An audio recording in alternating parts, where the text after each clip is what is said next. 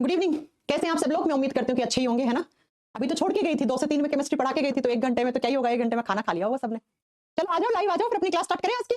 राजकुमार, कुंदन, पंकज, सुजाता, रामलाल ठाकुर, उसके बाद है राहुल, धीरज, पंकज, कार्तिक, अमृत यादव, पंकज। चलो भाई, क्लास लाइव हो गई ना? कोई प्रॉब्लम नहीं है ना? एक बार बताना मुझे कमेंट करके। ऑडियो वीडियो क्लियर है ना? अनुराग, संदीप, अनिकेत, राहुल, अंकित। चलो ओके, कोई प्रॉब्लम नहीं है ना? ठीक है। अच्छा, कोई प्रॉब्लम नहीं है ना? क्लास ऑडियो वीडियो क्लियर है ना? चलो फिर हम क्या पढ़ रहे थे? देखो, हमने लास्ट क्लास में पढ़े थे रिप्रोडक्टिव सिस्टम। 3 क्लास हो चुकी है रिप्रोडक्टिव सिस्टम की। सबसे पहली क्लास में मैंने पढ़ा था रिप्रोडक्शन होता क्या है, कितने टाइप से होता है, किसमें सेक्सुअल रिप्रोडक्शन होता है, किसमें एसेक्सुअल होता है, फिर रिप्रोडक्शन की क्या क्या फेजेस होती हैं, प्रजनन की क्या क्या अवस्थाएं होती हैं, चरण होते हैं। उसके बाद मैंने पढ़ाया पहले मेल रिप्रोडक्टिव सिस्टम, कैसे कैसे मेल बॉडी से सीमेन निकलता है और सीमेन में स्पर्म्स यानी कि शुक्राणु कोशिकाएं होती हैं। फिर वो शुक्राणु कोशिकाएं फीमेल के रिप्रोडक्टिव सिस्टम में पहुंचती हैं, है ना? तो फीमेल का रिप्रोडक्टिव सिस्टम कल पढ़ा चुकी थी, याद है ना ये चीज? कल हमने ये सारा पढ़ लिया। एक पेयर ओवरी होती है, फलोपियन ट्यूब होता है, ये यूट्रस होता है, ये सर्विक्स होता है, ये वेजाइना होता है ना? और मैंने बता दिया था फिर मैमरी ग्लैंड्स क्या होती हैं। तो मेल और फीमेल रिप्रोडक्टिव सिस्टम आपके यहाँ पे खत्म हो गए हैं, ठीक है? मेल और फीमेल रिप्रोडक्टिव सिस्टम का पार्ट यहाँ पे खत्म हो चुका है आपका, मैं पढ़ा चुकी हूँ। अब मैंने कहा था कि कल थोड़ी सी कुछ चीजें बताऊंगी आपको जो बची हुई हैं। उसमें क्या है? तो उसमें एक है मेंस्ट्रुअल साइकिल। जो इसमें बचा हुआ है वो पार्ट, वो देख लो क्या क्या है। तो वो है बच्चा आपका, एक तो मेंस्ट्रुअल साइकिल वाला। ये कहां से आ गया भैया? हटो रे। हम्म, चलो, तो थोड़ी सी फीमेल रिप्रोडक्टिव सिस्टम में क्या क्या पॉइंट बचा है। पहला है मेंस्ट्रुअल साइकिल, और जिसको हिंदी में हम मासिक धर्म चक्र भी कहते हैं या माहवारी कहते हैं, ठीक है? मासिक धर्म चक्र, ओके बच्चा, या इसको शॉर्ट फॉर्म में M.C भी कहा जाता है, राइट? मेंस्ट्रुअल साइकिल, हर महीने लड़की में जो मेंस्ट्रुअल साइकिल चलता है उसको मैं यहाँ पे एक्सप्लेन करना चाह रही हूँ, क्योंकि यहाँ से कुछ क्वेश्चंस बन जाते हैं, ठीक है बच्चा? सुनो जरा, क्या कि हर महीने लड़कियों के अंदर एक साइकिल चलती है, एक चक्र चलता है, उसी चक्र को मेंस्ट्रुअल साइकिल कहते हैं। और इस मेंस्ट्रुअल साइकिल में ब्लड फ्लो होता है, खून निकलता है 3 से 4 दिन के लिए। अब ये कैसे होता है वो सुनो। 28 से पहला क्वेश्चन क्या आता है? सबसे पहला क्वेश्चन तो ये आता है कि भाई ये मेंस्ट्रुअल साइकिल फर्स्ट टाइम कब आती है? जब कोई लड़की प्यूबर्टी एज स्टार्ट होती है उसकी, और फर्स्ट टाइम जब क्या होता है मेंस्ट्रुअल साइकिल स्टार्ट होता है, पहली बार होता है, उसको मेनार्की कहा जाता है। उसको मेनार्की कहा जाता है, और हिंदी में बोलते हैं रजो दर्शन। जब किसी लड़की के अंदर, बच्ची के अंदर 11 से 12 साल की उम्र में पहली बार उसको मेंस्ट्रुअल फ्लो हुआ, उसको 3 से 4 दिन के लिए ब्लीडिंग हुई, मेंस्ट्रुअल फ्लो हुआ, मेंस्ट्रुअल साइकिल आई, तो उसको मेनार्की कहते हैं। और लास्ट कब आती है? तो ऐसा माना गया है कि महिलाओं में 50 साल में या 45 से 50 साल की उम्र में कभी भी क्या हो जाता है, ये मेंस्ट्रुअल साइकिल बंद हो जाती है, ये बंद हो जाती है। और जब बंद होती है तो उसको मीनोपोज कहा जाता है, उसको मीनोपोज या उसको रजोनव्रति कहा जाता है, ठीक है? रजोनव्रति कहा जाता है हिंदी में।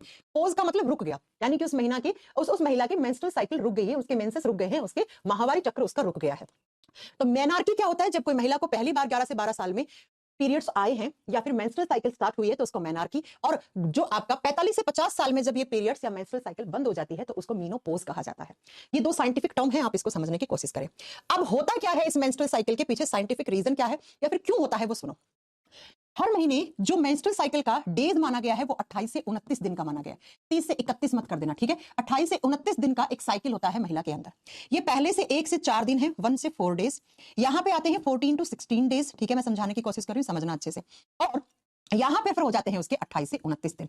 तो ये एक मैंने स्केल बनाई, इस स्केल में क्या होता है, पहले 14 दिनों तक देखो, 1 से लेकर 14 डेज तक, फर्स्ट 14 डेज तक किसी भी लड़की के अंदर, किसी भी महिला के अंदर क्या होता है आप बताओगे? एग फॉर्मेशन होता है, एग्स बनते हैं, अंडा बनता है, एग या ओवा फॉर्मेशन होता है, अंडाणु बनते हैं। अब अंडाणु कहां बनते हैं? तो मैं लास्ट क्लास में आपको पढ़ा के गई थी कि अंडाणु यहां पे बनेंगे, ओवेरीज में बनेगा। तो यहां पे एग बना, एक महीने इस ओवेरी से बनता है, दूसरे महीने इस ओवेरी से बनता है अंडा। और अंडे बन के मैच्योर होने में कितना दिन लगता है? 14 डेज लगते हैं, 14 दिन लगते हैं। तो जैसे ही 1 से लेकर 14 दिन होते हैं तो यहां पर ओवेरीज में क्या, एग बनना शुरू हो जाते हैं, एग यानी अंडाणु, और वो बनते हैं और बन के 14 डेज में वो मैच्योर होते हैं, उनकी परिपक्वता होती है, वो मैच्योर होते हैं, 14 डेज लग जाते हैं उनको मैच्योर होने में। अब क्या होता है, जैसे ही 14 डेज हो जाते हैं, 15वां और 16वां डेज है, यानी कि ये जो 2 दिन है, कौन कौन से? 15 और 16 डेज में यहां पर ये अंडा इस ओवेरी से बाहर निकल के आ जाता है। ये अंडा बाहर निकल के यहां आ जाता है और इसको क्या बोलते हैं? इसको फैलोपियन ट्यूब बोलते हैं। 14 दिन के बाद 15वें और 16वें दिन में, 2 दिन में क्या होता है? ओव्यूलेशन होता है। ओव्यूलेशन का मतलब होता है अंडा बाहर, अंडा ओवरी से बनके बाहर निकल गया है, इसी को ओव्यूलेशन पीरियड कहा जाता है। तो ये 2 दिन, इस वाले इसको क्या कहते हैं? इन 2 दिन को हम ओव्यूलेशन पीरियड का मानते हैं, ठीक है बच्चा? ओव्यूलेशन का मतलब होता है अंडोत्सर्जन। अंडा ओवरी से निकल के फैलोपियन ट्यूब में आ गया, आ गया फैलोपियन ट्यूब में। यहां पर ये अंडा अब इंतजार करता है, किसका? ये एरिया है सीमेन के आने का। कल मैंने बताया था अगर इस महिला का किसी भी तरीके से यौन संबंध बनते हैं किसी पुरुष के साथ, यानी कि सेक्सुअल इंटरकोर्सेस होते हैं इन दिनों में, 14 के बाद वाले दिनों की बात करी मैं, 15-16 डेज में अगर सेक्सुअल इंटरकोर्सेस होते हैं, अगर यौन संबंध बनते हैं, तो यहां से स्पर्म्स आएंगे और ये स्पर्म आएगा और इस स्पर्म इस अंडे को फर्टाइल कर देगा। ठीक है, कौन से दिनों में? 14 से के बाद 15वें 16वें दिन में। ये हाई रिस्क मानी जाती है प्रेगनेंसी की। ठीक है, तो जैसे ही अगर 15वें 16वें 17वें 18वें इन दिनों के अंदर यहां से एंट्री हो जाती है सीमेन की, यानी स्पर्म्स की, यानी शुक्राणु कोशिकाओं की, तो ये स्पर्म आएंगे और इस अंडे को क्या कर देंगे? फर्टाइल कर देंगे, इस अंडे को निषेचित कर देंगे। और फिर फर्टिलाइजेशन के बाद जाइगोट बनेगा और जाइगोट बनने के बाद ये जाइगोट नीचे की तरफ आके धसेगा और धस के यहां लग जाएगा, जिसको यूट्रस वुम्ब कहते हैं, और वुम्ब की दीवार के साथ लग जाएगा, है ना? यूट्रस की दीवार के साथ ये जाइगोट लग गया ऐसे, तो ये महिला प्रेग्नेंट हो गई, इसकी प्रेगनेंसी स्टार्ट हो गई। राइट, लेकिन बच्चा जब प्रेगनेंसी स्टार्ट होती है तो आप जानते हो मां ही अपने बच्चे को सब कुछ लालन पोषण के लिए, खून से लेकर ऑक्सीजन ग्लूकोज सब कुछ खाना पीना मां अपने बच्चे को देती है। कैसे देती है? तो ये जो गर्भाशय है ना, इसकी ये वाली जो दीवार है ना, इस दीवार को एंडोमेट्रियम लेयर कहा जाता है। एंडोमेट्रियम, वैसे 3 होती हैं, आप सिर्फ एंडोमेट्रियम याद करो क्योंकि आपको इसी से समझना है। गर्भाशय की दीवार एंडोमेट्रियम होती है। ये जो एंडोमेट्रियम होती है इसके अंदर ब्लड टिश्यूज होते हैं, खून से बना हुआ है ये, ऐसे ये ब्लड से बनी हुई होती है ऐसे एंडोमेट्रियम लेयर। तो अगर ये महिला का सेक्सुअल इंटरकोर्सेस हुआ, स्पर्म्स की एंट्री हुई, तो यहां से अंडा और स्पर्म जुड़ जाएगा, जिससे एक नया जाइगोट बच्चा बनके यहां आ गया। अब अगर आ गया बच्चा, ये महिला प्रेग्नेंट हो गई, इसने प्रेगनेंसी कंसीव कर ली, तब तो ये एंडोमेट्रियम लेयर का जो खून है, यही खून इस बच्चे को जाएगा, यही खून प्लेसेंटा बनाएगा, गर्भनाल बनाएगा, बच्चे को जाएगा ये खून, और अगले 9 महीने के लिए अब ये महिला की मेंस्ट्रुअल साइकिल रुक जाएगी। क्यों रुक जाएगी मेंस्ट्रुअल साइकिल? क्योंकि ये जो खून बाहर निकलना था ना, ये खून तो अब बच्चे को ट्रांसफर हो रहा है। बोलते हैं ना मां अपने खून से बच्चे को सींचती है, तो बिल्कुल सही बात है वो। तो अगर इस केस में 15वें और 16वें दिन में क्या हुआ, स्पर्म्स की एंट्री हो गई, शुक्राणु आ गए, तो शुक्राणु आ गया, तब तो यहां से फर्टिलाइज, अंडा फर्टिलाइज हो गया, निषेचित हो गया और एक जाइगोट बन गया, और जाइगोट यहां आके दस गया, मतलब ये लड़की मां बनने वाली है। अब क्या होगा? अब इस लड़के के अगले 9 महीने के लिए मेंस्ट्रुअल साइकिल रुक जाएगा, किसी भी तरीके की इस महिला का कोई भी खून वून नहीं निकलेगा, कोई भी पीरियड्स नहीं होंगे। क्यों नहीं होंगे? क्योंकि बच्चा यही एंडोमेट्रियम लेयर ही टूट के ब्लड के रूप में बाहर निकलती है, जिसको मेंस्ट्रुअल फ्लो कहते हैं। लेकिन चूंकि ये लड़की प्रेग्नेंट हो चुकी है, कंसीव कर चुकी है, तो ये सारा खून इस बच्चे को जाएगा। इसी खून से सारा का सारा बच्चे का 9 महीने का डेवलपमेंट होता है, वृद्धि विकास होती है उस बच्चे की। अब ये 9 महीने वो महिला, उसको मेंस्ट्रुअल साइकिल उसके रुक जाएंगे फॉर 9 मंथ्स। अब मान लो अगर इन डेज में, इन ओव्यूलेशन वाले डेज में स्पर्म्स की एंट्री नहीं हुई, 16 दिन हो गए, 17 दिन हो गया, 18 दिन हो गया, स्पर्म्स की कोई एंट्री नहीं हुई, इस महिला में किसी भी तरीके का कोई यौन संबंध नहीं बनाया, यानी कि इसने किसी भी तरीके का कोई भी सेक्सुअल इंटरकोर्सेस नहीं हुए हैं, तब क्या होगा? तब 16 दिन के बाद धीरे धीरे धीरे अब अगले 28 दिन तक, 16 से लेकर 28 दिन के बीच में यहां पे क्या होगा? यहां पे यही एंडोमेट्रियम लेयर है ना, जो ये फूलना शुरू हो जाएगी। ये जो खून वाली लेयर है ना, ऐसे ये जो ब्लड टिश्यू वाली लेयर है, इसमें स्वेलिंग शुरू हो जाएगी, ये मोटी हो जाएगी अगले 14 से लेकर कितने दिनों में? 14 नहीं, 16 के बाद 28 दिनों के। ये एंडोमेट्रियम लेयर ऐसे मोटी होगी, सूजन आएगी इसमें, और 28 दिन के बाद ये एंडोमेट्रियम लेयर फट जाएगी। जैसे 28वां दिन होगा, ये एंडोमेट्रियम लेयर फट जाएगी और यहां से वो खून, ब्लड बाहर निकल जाएगा। अब जब ये ब्लड बाहर निकला है तो इसमें एग भी बाहर निकल जाएगा, जो एग बना था यहां पे, वो भी तो यहां से होता हुआ क्या हो जाएगा? बाहर निकल जाएगा। तो आप कह सकते हो मेंस्ट्रुअल फ्लो क्या करता है? जो हर महीने महिलाओं के अंडाशय में अंडा बनता है, उसको बाहर रिलीज करवाने में मेंस्ट्रुअल फ्लो योगदान देता है। अब ये फ्लो कहां से हो रहा है? तो आप याद रखिएगा 16 से जो ये 28 दिन है ना, इसके बीच में क्या होता है? तो वो एंडोमेट्रियम लेयर जो होती है, एंडोमेट्रियम लेयर जो होती है वो फूल जाती है, उसमें ब्लड टिश्यूज जमे हुए होते हैं, इसमें सूजन आती है, फूल जाएगी, और फूल के 28वें दिन क्या हो जाती है? ये फट जाती है। और जैसे ही ये फटेगी तो बहुत सारा ब्लड इस महिला के सर्विक्स वेजाइना से होता हुआ बाहर निकलेगा, और ये अगले 3 से 4 दिन तक ब्लड का फ्लो रहेगा। 3 से 4 दिन तक इस महिला को ब्लीडिंग होगी, और ये जो ब्लीडिंग हो रही है इसी को ही मेंस्ट्रुअल फ्लो या पीरियड्स कहते हैं, इसी को ही मेंस्ट्रुअल फ्लो या पीरियड्स कहते हैं। और ये जो हर महीने साइकिल चलती है, इस साइकिल को हम मेंस्ट्रुअल साइकिल या मासिक धर्म चक्र या माहवारी चक्र कहते हैं। तो 3 से 4 दिन अब क्या होगा? अब इस महिला को ब्लीडिंग होगी, ठीक है, इसका खून निकलेगा, साथ में एग रिलीज हो जाएगा। अब फिर वापस 4 दिन के लिए ब्लीडिंग होगी, फिर वापस यही साइकिल ऐसे स्टार्ट होगी अगले महीने में, फिर नेक्स्ट मंथ में, फिर नेक्स्ट मंथ में, फिर नेक्स्ट मंथ में, ऐसे चलती रहेगी अनटिल अनलेस इस महिला के अंदर हार्मोन्स इंबैलेंस नहीं होते हैं, तब तक इसका ये साइकिल सही चलेगा, या ये महिला मां नहीं बनेगी तब तक ये साइकिल उसकी चलती रहेगी। राइट, क्वेश्चन क्या क्या आते हैं? क्वेश्चन नंबर 1, क्वेश्चन नंबर 2, ठीक है। नेक्स्ट क्वेश्चन आता है कि ये साइकिल कितने दिन की होती है? तो 30-31 मत करके आना, 28 से 29 दिन करके आना है।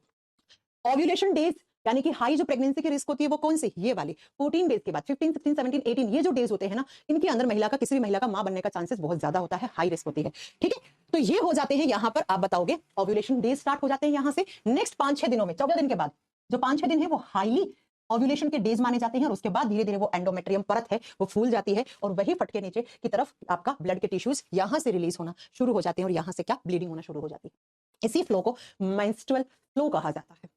एक क्वेश्चन ये आता है कि यहां से जो सीमेन आया था, वीर्य आया था, उसमें स्पर्म्स आते हैं। स्पर्म्स फीमेल के रिप्रोडक्टिव सिस्टम में कितने घंटे तक जिंदा रहते हैं? 72 घंटे तक, 72 आवर्स तक स्पर्म्स यहाँ पे एक्टिव रहते हैं, जिंदा रहते हैं, उसके बाद मर जाएगा वो स्पर्म।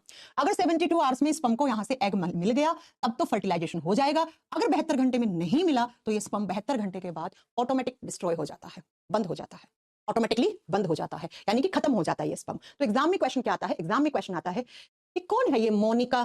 क्वेश्चन कैसे आएंगे बता तो रही, साथ साथ में क्वेश्चन ऐसे आएंगे। और कैसे आते हैं? हाँ, और कैसे आते हैं क्वेश्चन? ऐसे तो आते हैं एग्जाम में, और कैसे आते हैं? एग्जाम में नहीं आ रहा तो मैं पढ़ाने का काय को पढ़ाती, मैं फिर भी पढ़ाती, लेकिन ये भी एक बात है, ठीक है। तो 72 घंटे तक जो शुक्राणु कोशिकाएं होती हैं वो यहां पर जिंदा रहती हैं, उसके बाद वो ऑटोमेटिकली नष्ट हो जाती हैं। पॉइंट क्लियर हो गया? ये क्वेश्चन बहुत बार आता है एग्जाम में। ओके बच्चों, तो ये हो गया मेंस्ट्रुअल साइकिल के बारे में मैंने आपको बता दिया। पहली बार आती है तो इसको ये कहते हैं, लास्ट बार आती है तो इसको ये कहते हैं। कौन सी परत फटती है? एंडोमेट्रियम परत फटती है। ये क्वेश्चन आता है किसकी? यूट्रस की, गर्भाशय की, वूम्ब की एंडोमेट्रियम लेयर फटती है, ठीक है। वूम्ब यानी गर्भाशय की एंडोमेट्रियम लेयर फटती है। इसी के साथ आपका फीमेल रिप्रोडक्टिव सिस्टम भी फिनिश होता है बच्चों यहां से। अब मैंने एक चीज बताई थी आपको कि मैं आपको पढ़ाऊंगी, सर्विक्स कैंसर आजकल बहुत फैल रहा है ना। गर्भाशय, इसको बोलते हैं ग्रीभा का कैंसर। सर्विक्स कैंसर को ग्रीभा का कैंसर कहते हैं। आपने बीच में ही सुना होगा कि बहुत ज्यादा सर्विक्स कैंसर के बारे में पूनम पांडे करके एक एक्टर्स हैं, उन्होंने झूठी अफवाह फैला दी थी कि उसको सर्विक्स कैंसर हो गया और वो मर गई, बाद में वो जिंदा निकल गई। क्यों होता है सर्विक्स कैंसर? एक वायरस होता है HPV वायरस। अच्छा, नोट्स में लिख लो, ठीक है। सर्विक्स कैंसर क्यों होता है? ये महिलाओं में होता है, सिर्फ लड़कियों में होता है? एक वायरस होता है HPV वायरस, इसका फुल फॉर्म होता है human papilloma virus. Human papilloma virus. अगर ये वायरस किसी भी महिला के रिप्रोडक्टिव ऑर्गन्स तक पहुंच जाए, कहां से पहुंच जाता है? अनप्रोटेक्टेड सेक्सुअल एक्टिविटीज से, या फिर किसी ऐसी महिला के बॉडी में था HPV वायरस और उसने वॉशरूम यूज किया, वही किसी और महिला ने वॉशरूम यूज कर लिया, तो रिस्क हो जाती है फैलने की, ठीक है बच्चा। HPV वायरस, अगर ये वायरस किसी महिला के बॉडी में आ जाता है तो वो महिला HPV पॉजिटिव हो जाती है। HPV पॉजिटिव, और अब HPV पॉजिटिव है यानी कि इसके बॉडी में ये वायरस है। ये वायरस धीरे धीरे 3 से 4 साल के बाद, 3 से 4 साल के बाद इस महिला को एक कैंसर कर देंगे, और जिसको सर्विक्स कैंसर कहा गया है, जिसको सर्विक्स कैंसर कहा गया है। और इस सर्विक्स कैंसर में क्या होता है? तो ये वायरस इस हिस्से में आता है महिला के, और यहाँ पे इन्फेक्शन करता है, यहाँ की सेल्स में अनकंट्रोल्ड सेल डिवीजन हो जाता है, और ये जो हिस्सा है, इस हिस्से में पहले ऐसे गांठें सी बनेंगी, ऐसे सिस्ट बनेंगे, इनको सिस्ट बोलेगी डॉक्टर, और फिर धीरे धीरे धीरे बोलेगी कि रोट जैसे मस्से होते हैं ना, मस्से जैसी स्ट्रक्चर बन रही है यहाँ पर, तो और फिर धीरे धीरे वो कार्सिनोजेनिक हो जाते हैं और इस सर्विक्स के अंदर कैंसर हो जाता है। ये इंडिया में इंडिया नहीं, पूरे विश्व में सबसे ज्यादा फैलने वाला 2 नंबर पे कैंसर है ना। और इससे बचने के लिए आज से नहीं, पिछले 7 साल से हर एक कंट्री के पास वैक्सीन है, लेकिन जागरूकता की कमी है। 12 से 13 साल की अगर कोई महिला है आपके घर में, कोई लड़की है, बच्ची है, तो उसको इस उम्र से ही लगना इंजेक्शन शुरू हो जाता है। इस HPV का वैक्सीन आता है, HPV वैक्सीन नाम से ही, HPV वैक्सीन नाम से इसका टीका लगता है। और कितनी? तो 3 डोज लगती हैं इसकी 3 डोज लगती है, 3 वैक्सीन लगते हैं। और अगर ये वैक्सीन लगवा ली होती है किसी महिला ने, मिनिमम 12 से 13 साल की उम्र में लगना शुरू हो जाती है। ये मैक्सिमम 40 से 45 साल की उम्र तक लगती है। हाँ, प्रेगनेंसी के समय नहीं लगती है, और पीरियड्स में जब कोई लड़की होती है तो उस समय नहीं लगती है, राइट। तो बच्चों, मेरे कहने का मतलब यह है कि ये जो इतना खतरनाक सर्विक्स कैंसर हो रहा है, इसे बचने के लिए मार्केट में आज से नहीं, पिछले 7 साल से HPV वैक्सीन है, लेकिन लोग नहीं लगवाते हैं बिकॉज जागरूकता की कमी है। हर एक गवर्नमेंट हॉस्पिटल में, हर एक प्राइवेट हॉस्पिटल में, हर जगह HPV वैक्सीन मिलता है, और ये HPV वैक्सीन की जो अगर 3 डोज लगा लेते हैं तो 92% इसकी एफिकेसी रेट है, यानी कि 92% चांसेस हो जाएंगे कम किसके? सर्विकल कैंसर होने के। तो मैं आपसे रिक्वेस्ट करती हूं, आपके घर में आपकी बहन, आपकी बेटी, आपकी गर्लफ्रेंड, आपकी फ्रेंड, आपकी मम्मी, जो जिनकी भी उम्र कितनी 12 साल से लेकर 45 के उम्र में है, बीच में है, तो उनको बोलिए कि जरा जाके HPV की डोज ले ले, तीनों वैक्सीन लगवा दे, क्योंकि दूसरे स्थान पे सबसे ज्यादा फैलने वाला कैंसर है। हर साल हजारों लड़कियां, गांव में तो बिल्कुल नॉलेज ही नहीं होती औरतों को, हजारों लड़कियों की डेथ हो रही है सर्विकल कैंसर से। अब ये इतना ज्यादा डेंजर क्यों है? क्योंकि बच्चा, एक तो इस बीमारी के बारे में जागरूकता की कमी है, फिर अगर किसी महिला को हो भी जाता है तो वो हिचकिचाती है बताने में, ना डॉक्टरों के पास जाती है, ना किसी को बता पाती है, ना शेयर करती है, और ऐसे करते करते ड्यूरेशन बढ़ता जाता है और कैंसर बढ़ता जाता है। और अब जब उसको एकदम ही ऐसा लगेगा कि हमें डॉक्टर के पास जाना चाहिए, तो डॉक्टर कहता है आपके पास टाइम ही नहीं है, अब तो हम ये केस ले ही नहीं सकते क्योंकि बहुत बिगड़ा हुआ केस है। इसलिए मैं आपको कह रही हूं कि आप लोग पढ़े लिखे लोग हो, साइंस पे विश्वास करना सीखो, साइंस को मानना सीखो। और ये जो आप इस वैक्सीन के बारे में जो मैं आपको बता रही हूं, इसका नाम ही HPV वैक्सीन है। मार्केट में हर गवर्नमेंट और प्राइवेट हॉस्पिटल में लगती है, 3 डोज लगती है। तीनों अपनी मम्मी को, अपनी बहन को, अपनी बेटी को, अपनी गर्लफ्रेंड को, फ्रेंड को, कोई भी आपकी महिला मित्र है, उसको भी बोलिए कि जाकर ये वैक्सीन ले ले। हाँ, पहले जाके डॉक्टर से कंसल्ट कर ले। प्रेग्नेंट है तो अभी नहीं लगेगी, अगर बच्चे को दूध पिला रही है, फीडिंग करवा रही है, तब भी ये नहीं लगती है, और पीरियड्स के 4 दिन में भी नहीं लगती है। उसके बाद कभी भी आप ये वैक्सीन लगवा सकते हो, ठीक है। इसका किसी भी तरीके का कोई साइड इफेक्ट नहीं है, कोई भी साइड इफेक्ट नहीं है। इनफैक्ट इस साल के बजट में भी हमारी भारत सरकार ने इसके लिए एक अलग से अमाउंट रिजर्व करके रखा है कि हम जागरूकता फैलाएंगे एचपीवी वैक्सीन के बारे में, और इसके लिए एक अमाउंट भी डिसाइड किया है कि इतने करोड़ रुपए हम एचपीवी वैक्सीन पे खर्च करेंगे इस साल। राइट बच्चा, तो ये होता है सर्विकल कैंसर। अब महिलाओं में सिर्फ सर्विकल कैंसर ही नहीं, आप देखो महिलाओं में और कहां कहां ओवेरी कैंसर हो जाता है, ओवेरी में गांठ बन जाती है, उसको ओवेरियन कैंसर कहते हैं। ऐसे ही महिलाओं में सर्विक्स कैंसर, और ऐसे ही यूट्रस कैंसर, ये बच्चादानी का कैंसर भी बहुत फैल रहा है, ये बच्चादानी का कैंसर भी बहुत फैल रहा है। और जब ज्यादा होता है तो डॉक्टर यूट्रस निकाल देता है ना, बच्चादानी को निकाल देता है, अब इन्फेक्शन आगे ना फैले। तो महिलाओं के रिप्रोडक्टिव सिस्टम में जनरली 3 तरीके का कैंसर देखा जाता है, यूट्रस कैंसर, या उसको यूटेराइन कैंसर भी कहते हैं, ओवेरियन कैंसर और सर्विक्स कैंसर। लेकिन ये सबसे ज्यादा अभी बहुत फैल रहा है, और ये सबसे ज्यादा फैलने वाला ही कैंसर है। ये हो गया आपका किसके बारे में, menstrual cycle and cervical cancer. अब जो बच्चे कह रहे हैं कि मैम प्रोस्टेट कैंसर कैसे होता है, तो प्रोस्टेट कैंसर भी बहुत खतरनाक कैंसर है। ये लड़कों के अंदर होता है, प्रोस्टेट ग्लैंड में जो ग्रंथियां होती हैं, प्रोस्टेट ग्लैंड, उनकी सेल्स के अंदर अनकंट्रोल्ड सेल डिवीजन होकर सिस्ट बन जाते हैं, और जो आगे चलकर प्रोस्टेट ग्लैंड में कन्वर्ट हो जाता है। इसके लिए ऐसा कोई वैक्सीन नहीं है मार्केट में अभी प्रोस्टेट कैंसर से बचने के लिए, लेकिन अगर हो जाता है तो इसका ट्रीटमेंट हो जाता है, ठीक है। चलो ओके बच्चा, ये आपको मैंने रिप्रोडक्टिव सिस्टम पूरा पढ़ा दिया है बच्चा। इसके क्वेश्चंस लगाओ, जो आपसे ना बने वो मेरे से पूछ लेना, वो मेरे से पूछ लेना, ठीक है। हाँ, ब्रेस्ट कैंसर भी होता है, बहुत फैल रहा है। अब ये कैंसर अलग चैप्टर है, आप इसमें मिक्स मत करो, आप मिक्स मत करो, ठीक है ना। कैंसर को इस चैप्टर में मिक्स मत करो बच्चा।